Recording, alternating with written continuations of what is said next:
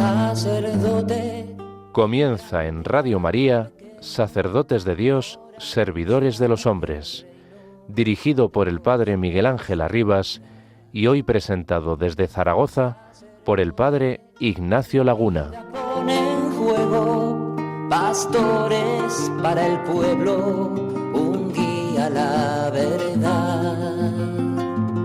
Sacerdote tan rico en los esfuerzos, tan pobre. Queridos oyentes de Radio María, muy buenas tardes.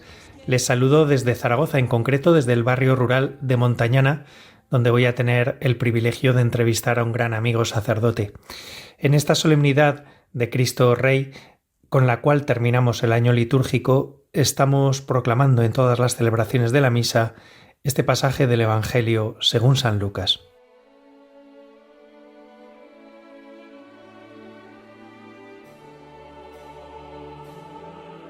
En aquel tiempo, los magistrados hacían muecas a Jesús diciendo: a otros ha salvado, que se salve a sí mismo, si él es el Mesías de Dios, el elegido. Se burlaban de él también los soldados, que se acercaban y le ofrecían vinagre diciendo: si eres tú el rey de los judíos, sálvate a ti mismo. Había también por encima de él un letrero: este es el rey de los judíos. Uno de los malhechores crucificados lo insultaba diciendo: ¿no eres tú el Mesías? Sálvate a ti mismo y a nosotros. Pero el otro, respondiéndole e increpándolo, le decía: ¿ni siquiera temes tú a Dios estando en la misma condena? Nosotros en verdad lo estamos justamente porque hemos recibido el justo pago de lo que hicimos, en cambio, éste no ha hecho nada malo. Y decía: Jesús, acuérdate de mí cuando llegues a tu reino. Jesús le dijo: en verdad te digo, hoy estarás conmigo en el paraíso.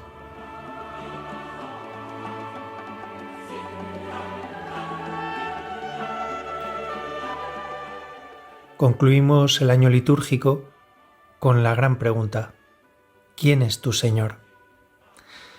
Conviene no dejarse llevar por lo que otros dicen de Él.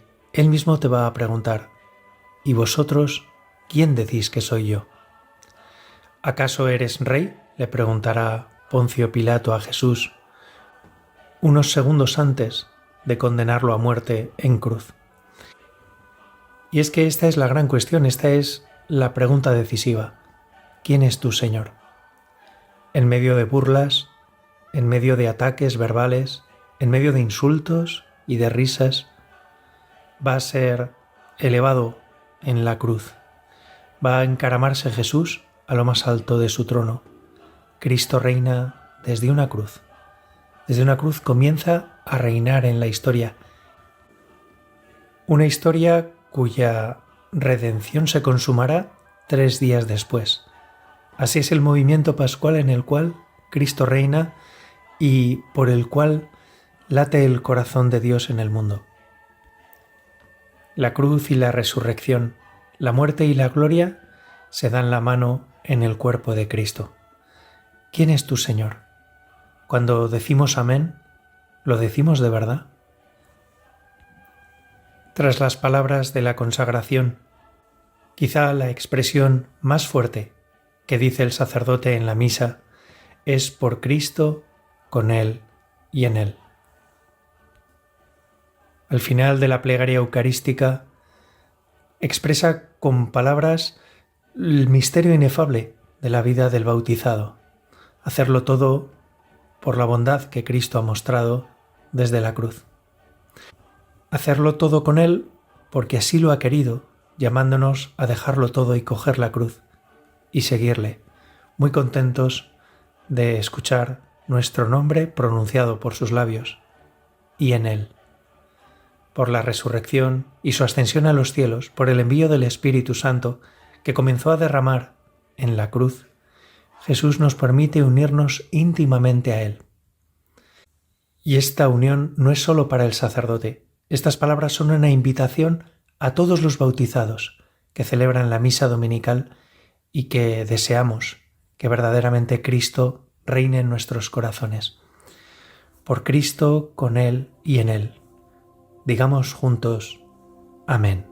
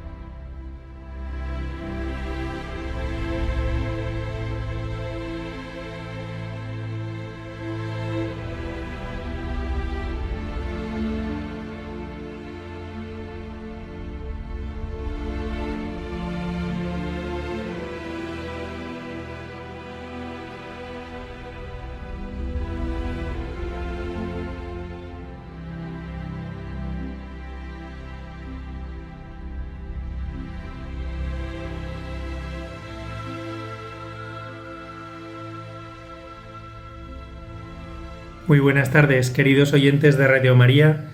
Espero que estén disfrutando de esta jornada, de esta solemnidad de Cristo Rey.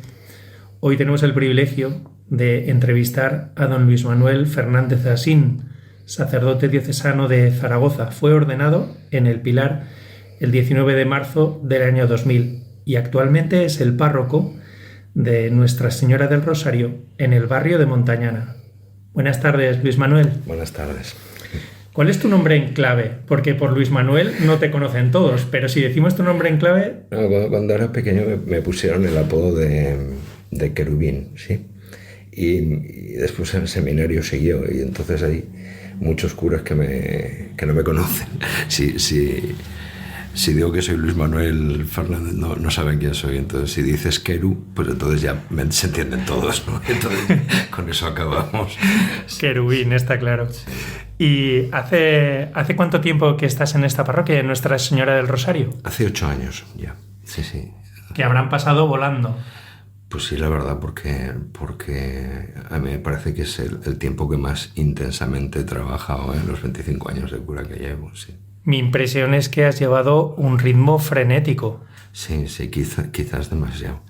Entonces, cuando vine, claro, depende de cada uno, ¿no? Pero yo quería que la iglesia estuviera limpia, en orden, los retablos, y entonces pues empezamos a restaurar desde el principio y hicimos la fachada nueva, restauramos todas las imágenes, hicimos todo, restauramos todo, digamos, ¿no? Y eso ha sido un trabajo realmente estresante al final, ¿no? Y bueno, prácticamente lo que es la iglesia, digamos, está nueva, digamos, está completamente restaurada. Y ahora estamos haciendo un trabajo con los libros parroquiales, un trabajo de indagar, digamos, año por año, desde el siglo XIX, qué gente vivía aquí, quiénes fueron bautizados, quiénes se fueron confirmados, quiénes se casaron, quiénes murieron. Entonces lo estamos haciendo, sí, y hay gente que está como muy entusiasmada por aquí, porque claro, ven a sus bisabuelos, a sus tatarabuelos, y es ilusionante, ¿no? En ese sentido, sí. Con lo cual se puede decir que empezaste por las piedras, continuaste por las tallas, la madera, a continuación por los papeles. ¿Cuándo llegamos a las personas? Esa es una buena pregunta, sí, porque no siempre Jesucristo se encontró con la mejor audición, ¿no? Con la mejor audiencia. Esto es lo que quería decir, perdón, la mejor audiencia, ¿no? Entonces, bueno, pues sí, hay gente que sí, pero mayoritariamente la gente que acude por la parroquia es de fuera de la parroquia. Claro, estamos a 5 minutos de Zaragoza, entonces, pues bueno, pues sí, la verdad es que no falta gente y bien, ¿no? Pero claro, echas un poco de menos que la misma gente del barrio pues, acude a los sacramentos. El padre Luis Manuel es un poco modesto porque yo sé que hay personas que vienen aquí y lo sé porque cuando intento quedar con él siempre hay alguien que se bautiza, una catequesis personalizada. Es verdad que es una atención a veces muy personalizada, pero no se piensen ustedes que esta parroquia está cerrada ni está vacía, y no solo porque la habita Dios. Pero bueno, volviendo a las piedras, ¿por dónde comenzaste? ¿Cómo fue esa intuición de restauración? Que debemos decir es que ha sido una restauración integral por dentro y por fuera. Claro, es que la fachada era de estuco blanco, pero se caía a pedazos, y entonces a mí me daba... O sea, no era ni digno, no sé cómo decirlo. Y entonces la forramos de ladrillo, y entonces a partir de ahí vino todo lo demás. O sea, no puedo decir fue un plan, no, es que detrás de una cosa venía otra y otra y otra, y además iban apareciendo las personas justo que te podían ayudar, ¿no? Con lo cual, pues bueno, ha sido también, y gente del barrio, sí, me han ayudado muchísimo, y gracias a eso ahora tenemos una parroquia digna de la presencia de Dios, ¿no? Esta es la cosa. Has mencionado el tema de que fueron apareciendo personas. Qué misterio tan grande, ¿verdad? Sí. Cuéntanos un poco acerca de este grupo de personas, colaboradores, sí, que están haciendo posible el proyecto. La verdad es que yo creo que ni los busqué. O sea, hay vecinos de la parroquia que aparecieron sin más y dijeron, pues yo puedo hacer esto, o se puede hacer de esta otra manera, ¿no? Entonces, tampoco es cuestión de dar nombres propios, ¿no? Pero ahí, pongamos, ¿no? Como 10, 12, quizás más personas, digamos, que son absolutamente fieles, digamos, en un equipo grande, ¿no? Donde desde la economía hasta la catequesis, todo, me ayudan, sí. Incluso me ayudan mucho más allá de lo que me deberían ayudar, ¿no? Pero sí, ahí estamos. Sí. Debemos dar las gracias, aprovechamos para dar las gracias a todas las personas que colaboran en las parroquias desinteresadamente, que rezan, que dedican su tiempo, que ponen en juego también sus talentos, ¿no? Aquí ha habido restauradores de tallas, ha habido personas que han aportado dinero, a veces de lugares muy lejanos, y que conocen un poco lo que estáis haciendo aquí y echan una mano, pero esos colaboradores fieles, en el fondo, descubrimos que Dios tiene una historia con ellos y que pasa por la parroquia y que son un poco personas luz. Así que pues yo me gustaría ahora que escucháramos una canción y que sirviera de agradecimiento y de apoyo a aquellas personas que lo están dando todo en las parroquias, que han entendido que seguir a Cristo no se puede hacer solo. Y también pues personalmente, tanto Luis Manuel como yo, pues de verdad daros un abrazo a todos aquellos que en nuestras parroquias de barrio rural y de pueblos estáis haciendo posible el sueño de Dios.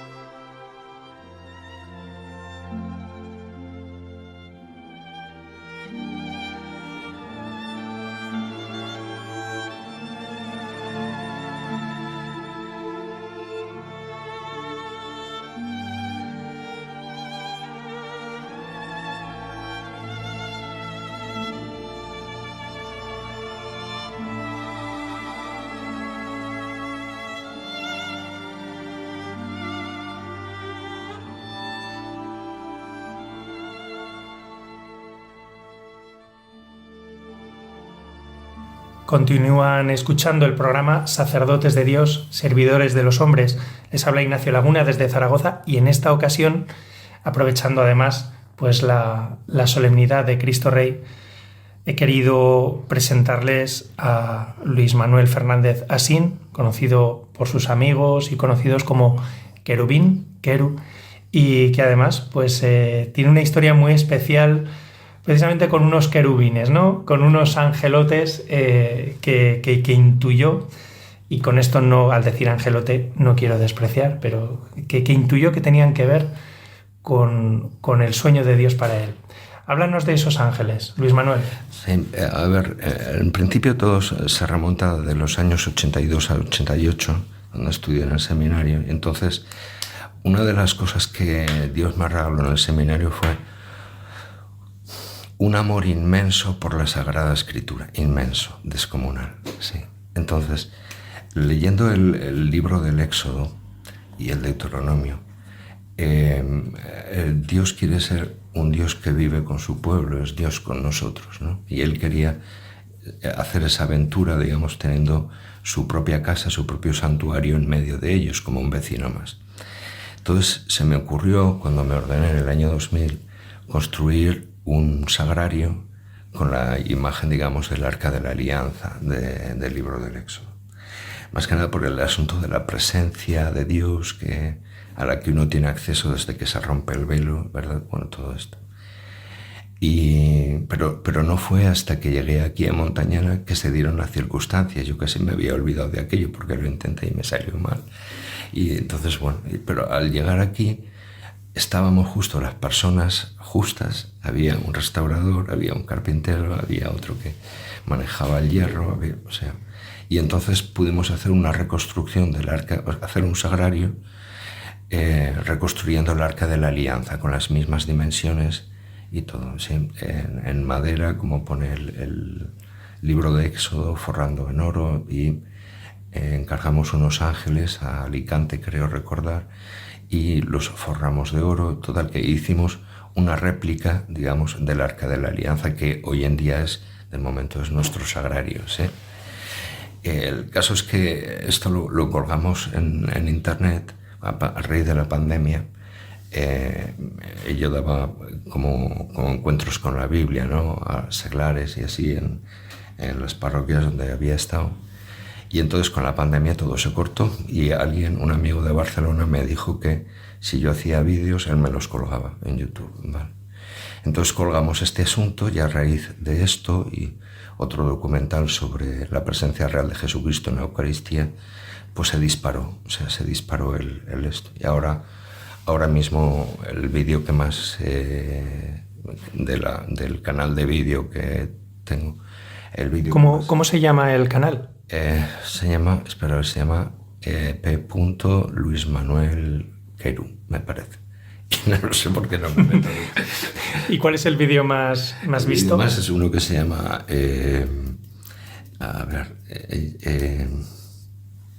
Está vivo. Tiene casi 100.000 visualizaciones, pero sobre todo lo han visto en México, en Argentina, en España y en Estados Unidos. Sí, es lo que tiene, lo que marca el vídeo. Pero claro, gracias a ese vídeo ha habido gente que se ha venido a la parroquia y ahora forman parte de la parroquia. Sí, quiero decir que lo que les enganchó fue ese vídeo en concreto, ¿no? ¿Qué es lo que tenía el Arca de la Alianza originalmente y qué diferencias tiene este arca sagrario con la original? ¿Diferencias o explicitaciones mayores, por decirlo así? Sí. A ver, el Arca de la Alianza es una de las letanías de la Virgen María, ¿sí? Entonces, la cuestión es que es continente y contenido. El arca es el continente y el contenido es el maná.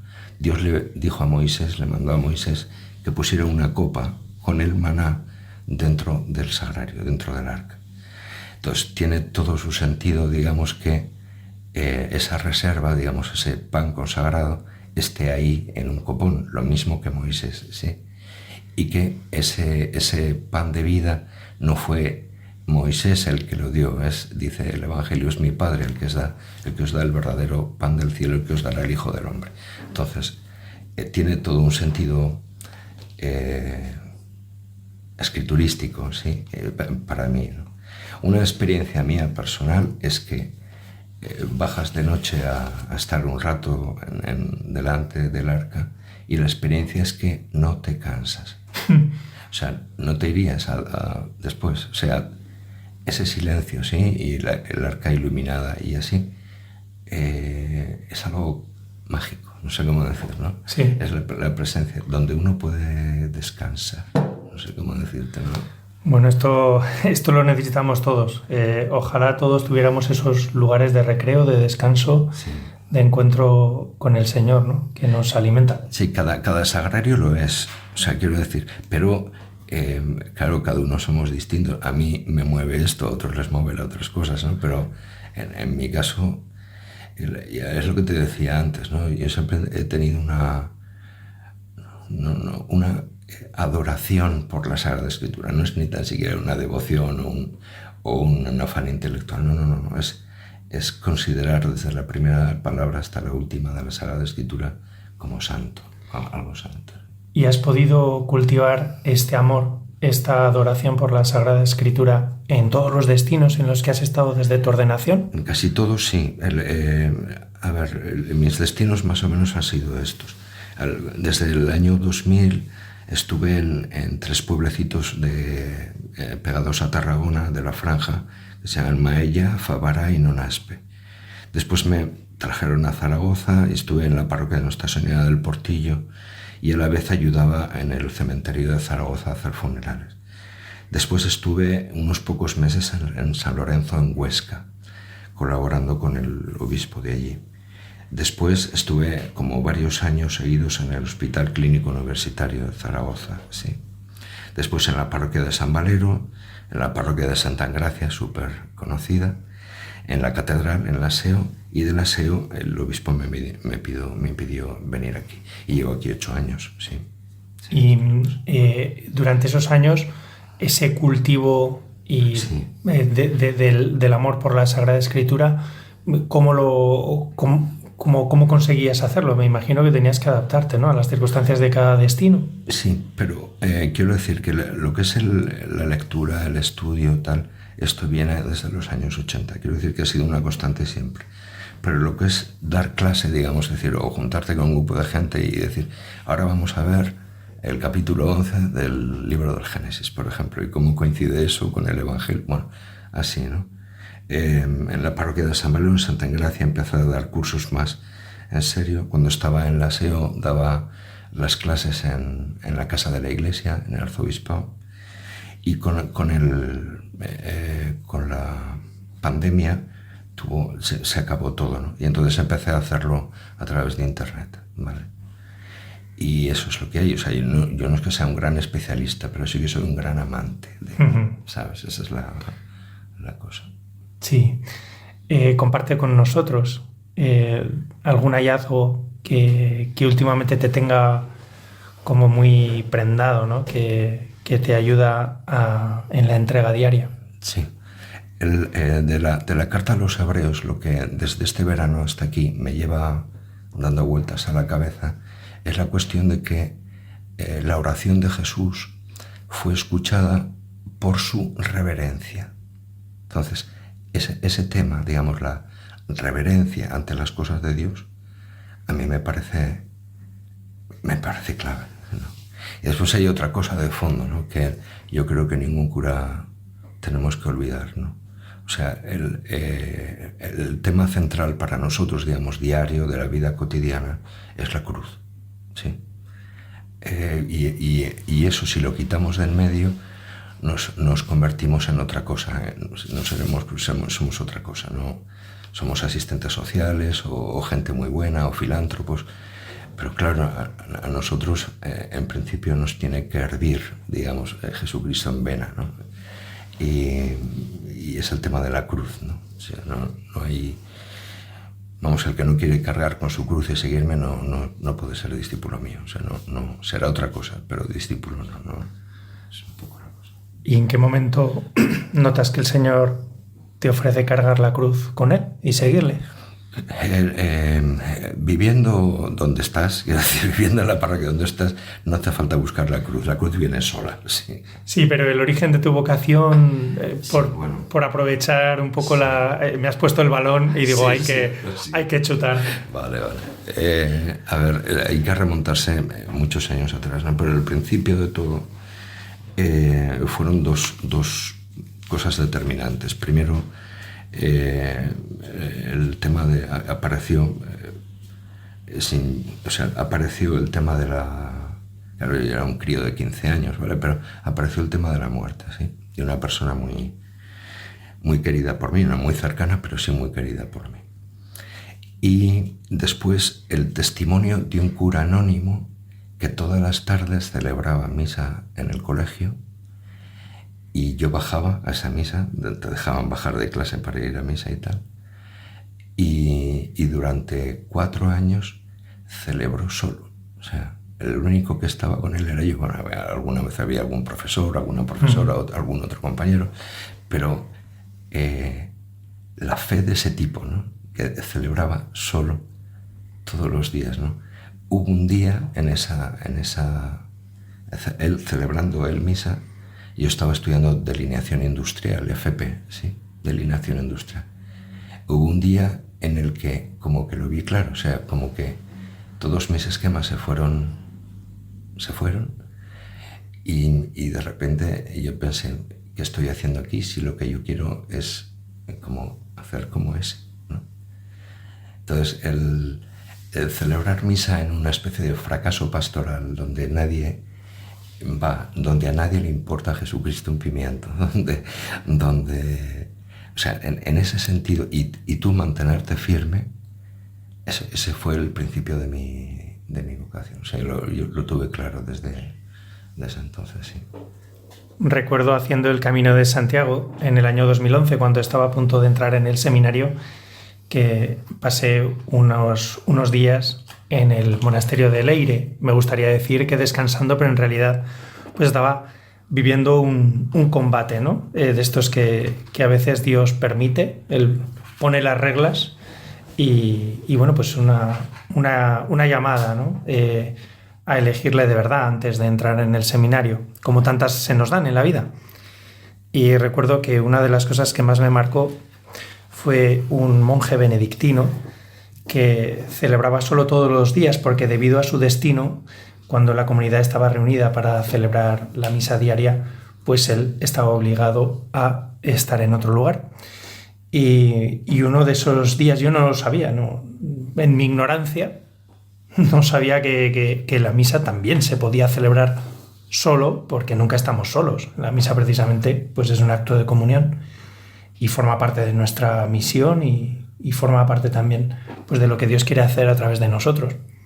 Y recuerdo que la primera vez que le vi, entré directamente en el momento de la consagración. Yo me colé en una pequeña capilla que hay en el claustro, en el primer piso.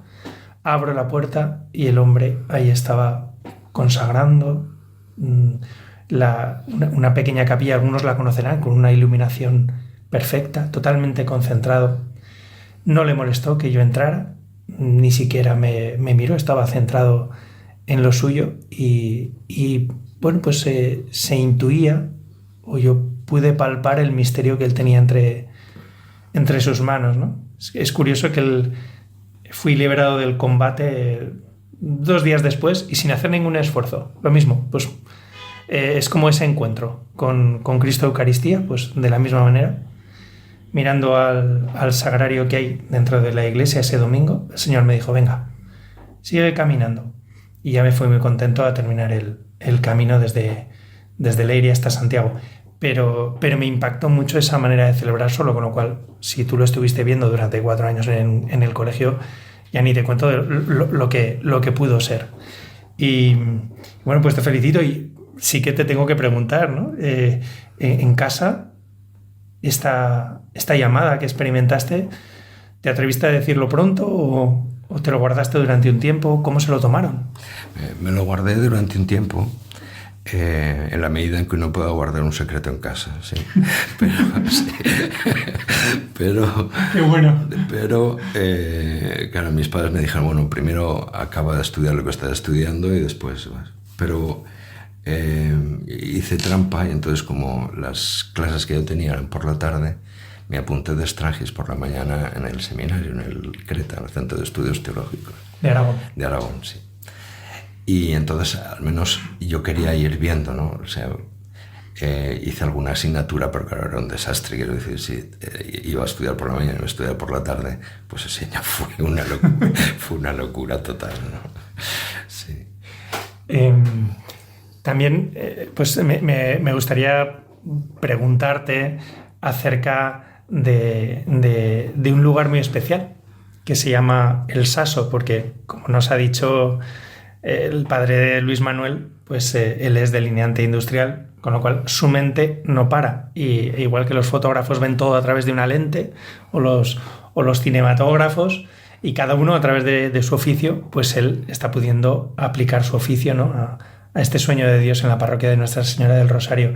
¿Qué es El Saso y qué es lo que estás haciendo allí y qué es lo que te estás planteando de cara a futuro?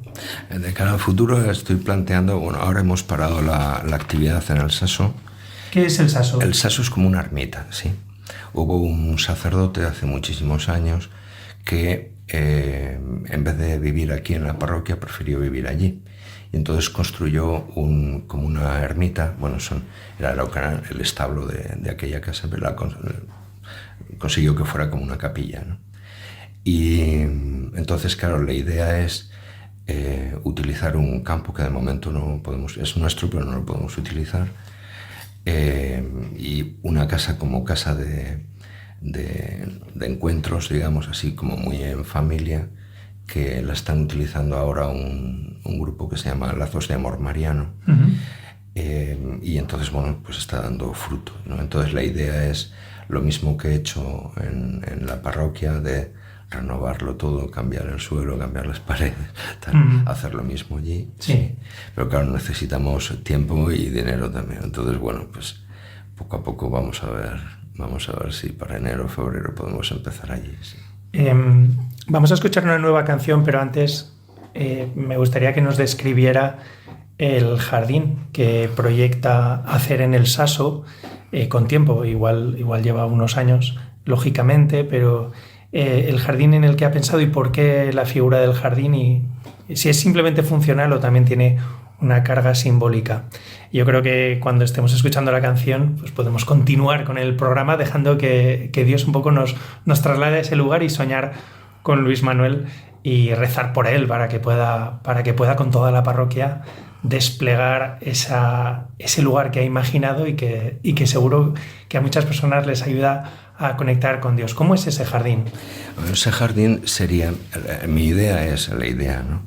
Y con el plano, digamos, las dimensiones caben, o sea, si uno estuviera en Jerusalén, digamos, el espacio que hay, lineales, en metros lineales, entre la cima del Calvario y el Santo Sepulcro, en línea recta, digamos, por el aire, son 50 metros justos, ¿vale? Eso nos cabe dentro del campo que tenemos enfrente del Saso, ¿sí?, de la ermita, la Purísima le llamamos, ¿sí?, la ermita de la Purísima. Entonces sería remodelarlo todo, remodelar la iglesia, remodelar la casa de convivencias o la casa que hay ahí, y construir una especie de jardín, ¿sí?, porque el sepulcro de Jesucristo estaba en un jardín, ¿sí? Entonces, de alguna manera, poder hacer los pasos, digamos, desde la cruz, levantar una cruz, claro, como en el Calvario, y hacer, en el Santo Sepulcro de Jerusalén es un círculo, digamos, en el que hay 16 columnas, ¿sí? Entonces, la idea era plantar 16 árboles en círculo con las mismas dimensiones, ¿no? De tal manera que hubiera 50 metros justos entre la cruz.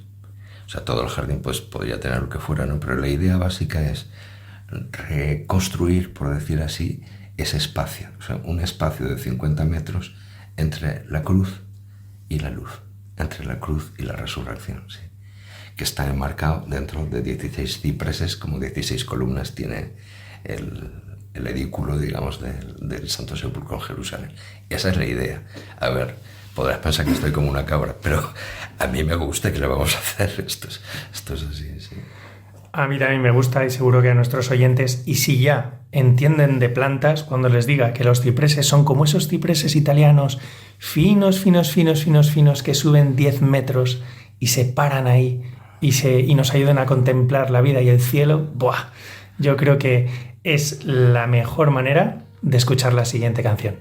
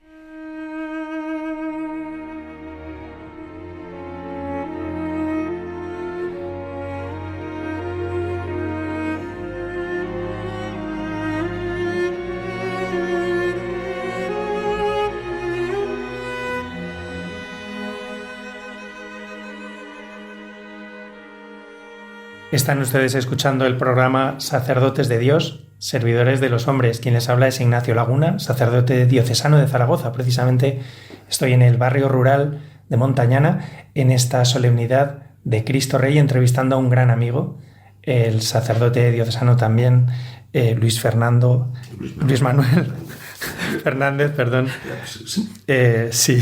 Luis Manuel Fernández Querubín, que nos va a hablar acerca de los planos de ese templo, de los planos del Santo Sepulcro y de su orientación.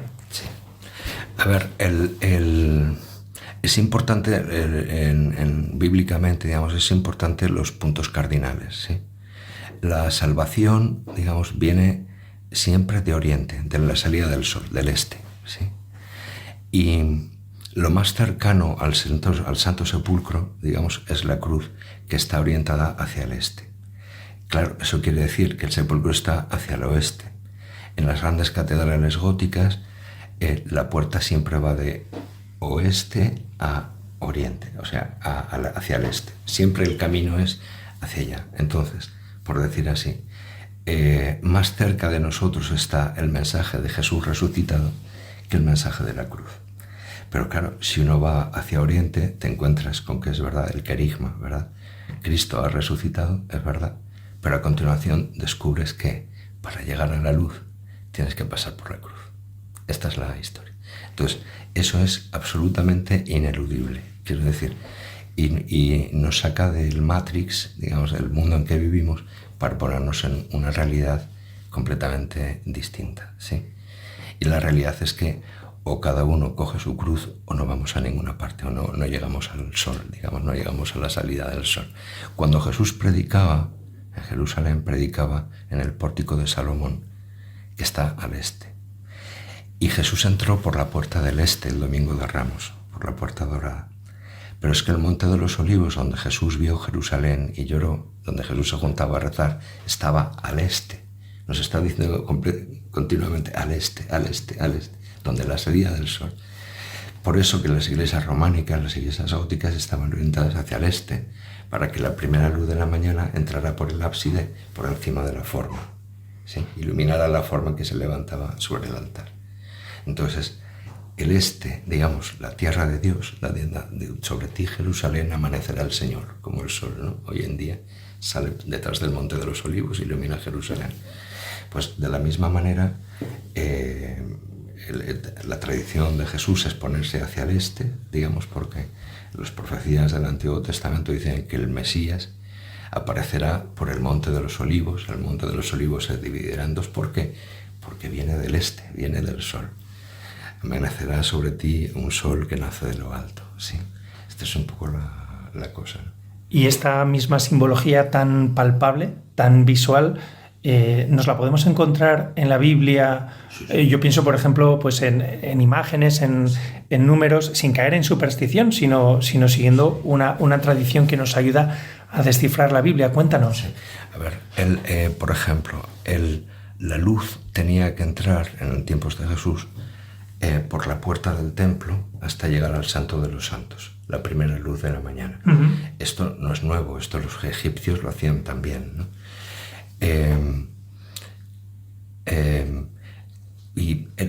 A ver, lo que ocurre es que en la escritura todos los detalles son importantes y todo cuadra, por decir así, ¿no? Entonces, el jardín del Edén, ¿dónde está? Dios plantó un jardín en Oriente. Sí. Entonces, los números, por ejemplo, Felipe II construye el Escorial en Madrid, ¿vale? El Escorial de Madrid es el mismo templo futuro que sueña el profeta Ezequiel. O sea, todos los últimos capítulos de Ezequiel es exactamente los planos del Escorial de Madrid. Madre mía. ¿Hacia dónde está orientado el Escorial? Hacia el este. Esa es la cosa, hacia la salida del sol. Sí, esa es un poco la cosa, ¿no? Los judíos de todo el mundo rezan mirando hacia Jerusalén, nosotros también. O sea, en las iglesias góticas, románicas, sobre todo las más antiguas, están orientadas hacia la salida del sol. Porque no es el hombre, occidente, por decir así, un lenguaje semítico, es la tierra del pecado, por decir así. Uh-huh. Sin embargo, de oriente viene la luz de Dios. ¿Qué debe hacer el hombre racional de la Ilustración? ¿Qué debe hacer? Volverse a casa. Teshuva, dicen los hebreos, retornar a casa, volver al jardín del Edén. Así, fuera de esta matriz en la que vivimos, la vida del cristiano se desarrolla una peregrinación hacia la luz, hacia el este, ¿sí? En esta peregrinación escuché a un biblista lo importante que es encontrarse con personas luz, no solo bautizados, sino ejercientes, ¿no? de bautismo, aquellas personas que verdaderamente pues ayudan a traducir la sonrisa, la vida, la visión de Dios, las palabras de Dios en su propia carne. ¿Qué personas luz te has encontrado en tu vida que te hayan marcado y que puedas compartir, ¿no? Pues me gustaría hablar, aunque no digas su nombre, pero de alguien que tuvo contigo pues detalles que te han ayudado. Sobre todo dos personas, además son dos sacerdotes diocesanos, ¿vale? Uno se llamaba, porque ya falleció, Juan Moreno León, que era diocesano de Jaén, diocesano de la diócesis de Jaén, y que era además catequista itinerante del Camino Neocatecumenal, ¿sí? Él me ayudó muchísimo, pero sobre todo el cura con el que prácticamente no hablé nunca y estuvo 4 años celebrando misa, que se llamaba Luis Miguel Riva, ¿sí? Que era diocesano de aquí, de Zaragoza. Además, curiosamente, la última vez que lo vi, hablamos bien poco, quiero decir que no era mi cómplice ni nada de eso, ¿no? Pero La última vez que lo vi estaba en quimioterapia en el clínico donde yo estaba de capellán y le están poniendo quimioterapia, consecuencia al cual murió después, ¿no? Pero sí, esos dos curas son los que más me han ayudado. Sí. Le damos las gracias a Dios por ponernos en la vida personas así, que con su vida nos invitan a vivir en plenitud. Y estoy seguro de que ahora el Padre Luis Manuel estará siendo persona luz, ¿no? Un sacerdote luminoso en Cristo, sacerdote para aquellas personas que más le necesitan y que le rodean. Y bueno, y rezamos por el alma, por el eterno descanso de estos amigos tuyos, ¿no? Para la vida eterna. Estamos ya terminando y quisiera preguntarte qué es lo que le dirías a un joven que se está planteando la vocación, que te viene un poco preocupado, ¿no? Dices, ¿y si Dios me está llamando al sacerdocio? Yo creo que no es una cuestión, o sea, que hay que descartar en todo momento cualquier futuro de éxito. O sea, quiero decir, uno no se entrega a Jesucristo ni para ascender en la empresa, ni para cobrar más, sino todo lo contrario, para cobrar menos, para no ascender, en vez de ser, no ser, en vez de triunfar, no triunfar. Volvemos otra vez a lo que hablábamos antes. Es verdad, el gran destello de descubrir a Cristo resucitado es la maravilla de las maravillas, pero a continuación, si uno va caminando, uno se encuentra en la cruz. Y si uno no coge la cruz, no puede seguir adelante. Esta es la historia. Entonces, yo digo a veces que no sé si eso se cumplirá o no, ¿no?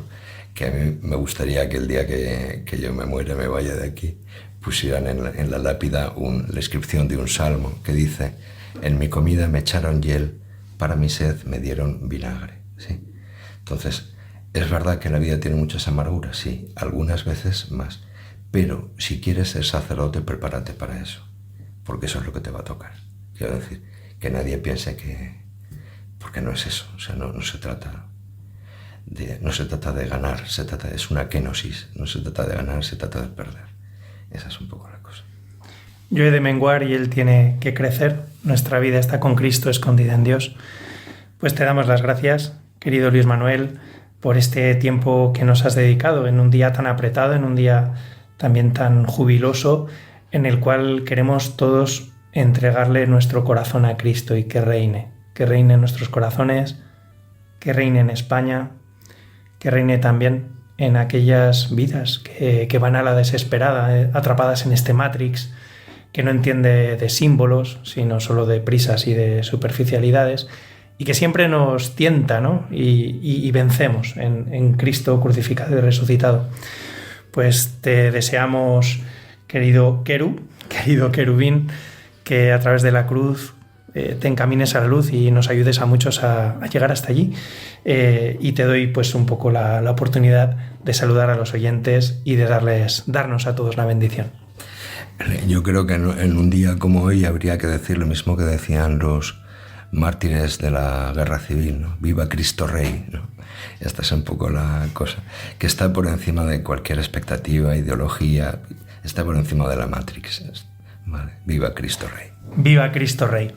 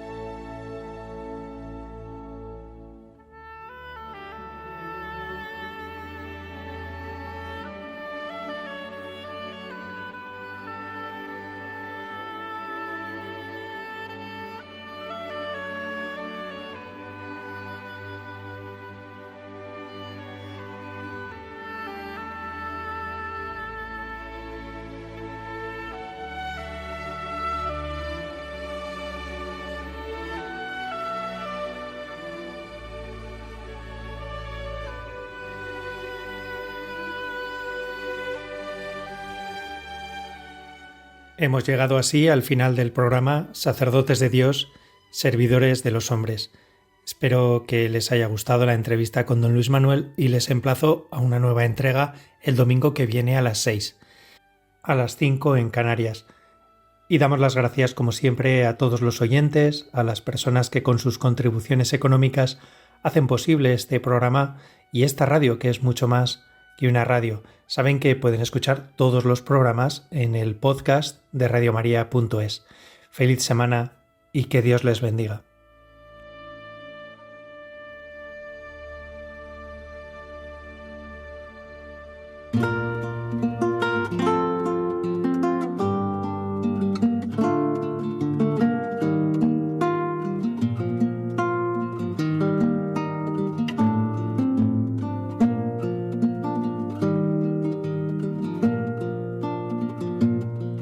Sacerdote.